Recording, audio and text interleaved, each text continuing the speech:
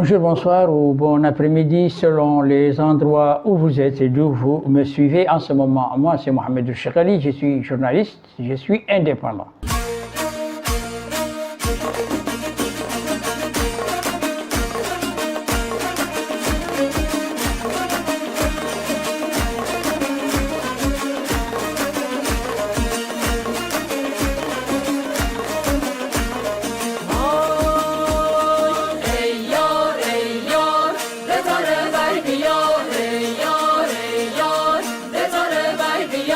La problématique de l'eau potable en quantité suffisante et de bonne qualité à fournir aux quelques 2 millions d'habitants de la capitale et de ses périphéries qui s'étalent anarchiquement dans tous les sens pose un problème pour le gouvernement de Ould Yaye. Les autorités mauritaniennes sont sur le pied de guerre pour résoudre une équation véritable casse-tête pour tous les régimes qui se sont succédés depuis le début des années 80.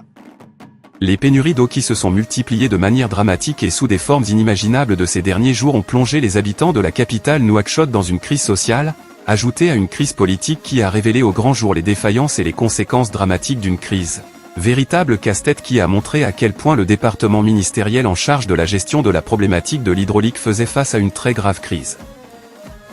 Cette crise est liée à des mauvaises études de faisabilité, une absence totale de vision de développement à long terme, mais surtout et plus grave encore à l'octroi de marché avec complaisance à des sociétés qui ne maîtrisent pas un savoir-faire adapté aux technologies avancées dans le domaine de l'adduction de l'eau qu'exige l'époque actuelle. Quelles sont les raisons profondes de cette situation à laquelle fait face le département de l'hydraulique? Le ministère de l'hydraulique, malade d'une corruption endémique qui pollue les fonctions stratégiques liées à l'octroi et au contrôle des marchés publics, est-il victime d'une crise interne de compétences?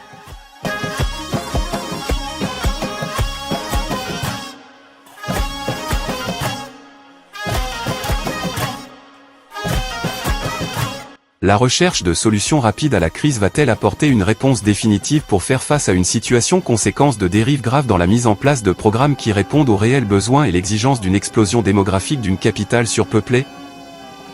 Pour sortir Nouakchott d'une crise sans précédent dans l'histoire d'un pays que le président Ould Abdelaziz et ceux qui l'ont précédé avaient laissé dans les ruines de l'énergie et de l'hydraulique, Ould Ghazouani tenaillé par des vagues de protestations réussira-t-il là où ses prédécesseurs ont échoué?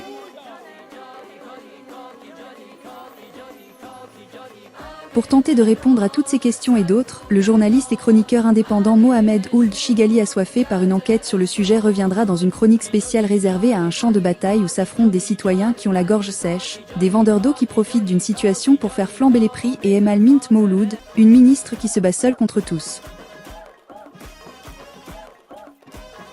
Quand la soif impose sa loi à Nouakchott, une analyse dégoupillée par le journaliste et chroniqueur indépendant Mohamed Ould Chigali. Ce sera Inch'Allah le samedi 9 août 2025 sur cette chaîne.